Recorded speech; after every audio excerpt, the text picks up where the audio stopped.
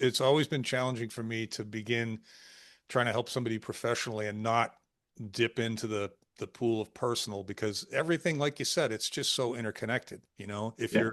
if your physical health is off, your productivity is off. If your sleep is off, your emotional health is off. You know, your relationships can suffer.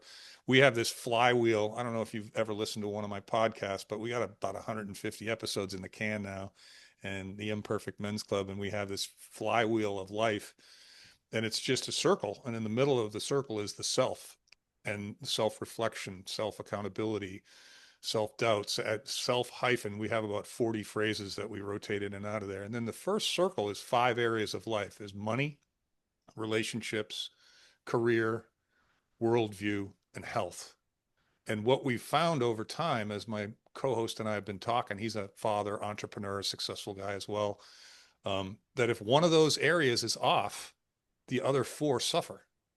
Yeah. And I think that's why, with, you know, high performance individuals like you, successful guys like you, if I can help you with whatever area is off, you're going to get benefit from the other 4. And I guess that's kind of what you were alluding to.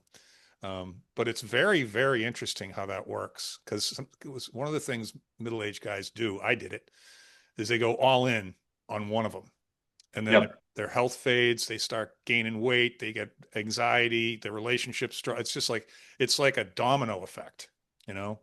So anyway, that's my perspective. I popped into my head when you said what you said. So, well, listen, thank you, Alan. I really appreciate it. I'm glad we had the chance to catch up personally before I hit the record button. And, you know, if there's anything I can help with, any other big decisions coming up, you know where to reach me. And I'm also glad you got to talk to my dad.